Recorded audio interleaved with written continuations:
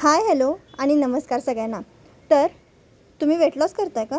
तुमची weight loss journey सुरू आहे का? तर हे सुपरफूड तुमच्यासाठी आहे।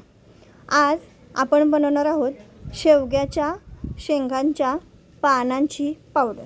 जे शेंगाचं झाड असतं त्याची जी पानं असतात आपण त्याची आज पावडर कशी करायची ते बघणार आहे। तर हे सुपरफूड आहे। सुपरफूड का बरं म्हणतात ह्याला? कारण ह्यानं वेट लॉस तर होतो पण वेट आपलं मेंटेन व्हायला सुद्धा मदत होते। तर सगळ्यात पहिल्यांदा मी काय केलं, जी पानं होती झाडाची जी पानं होती ती मी तोडून आणली, स्वच्छ धुतली आणि त्याच्यानंतर 3 ते 4 दिवस मी उन्हात न वाळवता सावलीत वाळवली। तर सावलीत वाळवायचं कारण काय की त्यातल्या ज्या प्रॉपर्टीज असतात त्या आहे तशाच रिस्टोर होतात, आहे तशाच स्टोअर होऊन राहतात। त्यानंतर मी मिक्सरला फाईन पावडर केली, व्यवस्थितपणे त्याला पूर्ण मिक्सर ग्राइंडरमध्ये घालून व्यवस्थित फाईन अशी पावडर केली। जर फाईन पावडर नाही झाली तरीसुद्धा चालेल, पण कसं आहे व्यवस्थित म्हणजे कसं ते पाण्यात विरघळावं अशा पद्धतीची तरी पूड तुम्ही व्यवस्थित तयार करू। तर मला एक सांगा, तुमच्या वेट लॉससाठी तुम्ही काय काय करता? मला कमेंटमध्ये नक्की सांगा। काय डाएट फॉलो करता, काय एक्सरसाइज करता की जेणेकरून तुमचं वेट लॉस होईल असं तुम्हाला वाटतं? तर तुम्ही ही जर्नी तुमची पण सुरू असेल माझ्यासोबत, तर हे सुपरफूड तुम्ही तुमच्या डाएटमध्ये खरंच इन्क्लूड करा। ह्यानं काय बरं होतं, ह्यात भरपूर प्रमाणात फायबर असतं।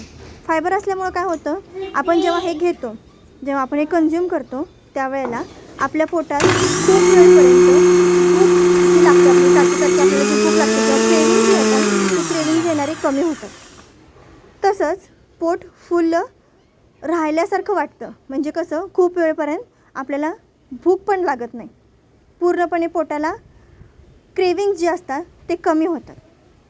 तर व्यवस्थित ही पूड जी झालेली आहे ती गाळून व्यवस्थित घ्यायची आणि चाळून जरी घेतली तरीसुद्धा चालेल, किंवा आपण जसं म्हणतो तसं पाकडून घेतली तरीसुद्धा चालेल, चाळून घेतली तरीसुद्धा चालेल, फक्त फाईन पावडर असावे।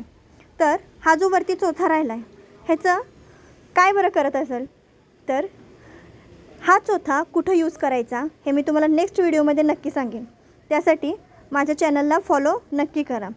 तर हा चोथा कसा यूज केला आहे मी हे तुम्हाला पुढच्या व्हिडिओमध्ये नक्कीच कळेल। अशी ही पेस्ट किंवा पावडर आपण ही तयार करून घेतली आहे। तर ही पावडर एका स्वच्छ डब्यात आपण भरून घ्यायची आहे। एअरटाईट डबा असावा किंवा बरणी जरी असेल तरी चालू शकते।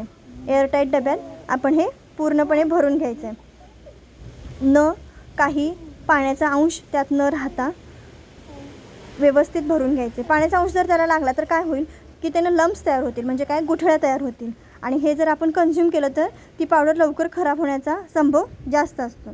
त्यामुळं एअरटाईट कंटेनरमध्ये व्यवस्थित ही पावडर आपण भरून ठेवायची। तर जेवढी माझी पानं होती त्यांची ही एवढी पावडर व्यवस्थित तयार झालेली आहे। कलर बघा तुम्ही कसा व्यवस्थित रॅडियंट कलर दिसतोय, ऑलिव्ह ग्रीन असा हा कलर दिसतो, जास्त डार्क पण नाही आहे जास्त फेंट पण नाही आहे, मिडल कलर आहे। तर हे आपण कसं यूज करायचं हे मी पुढच्या व्हिडिओमध्ये पण सांगणार आहे तुम्हाला, पण मी यावेळेस काय केलं, गरम पाण्यात फक्त मी ही पावडर टाकून पिलेली आहे।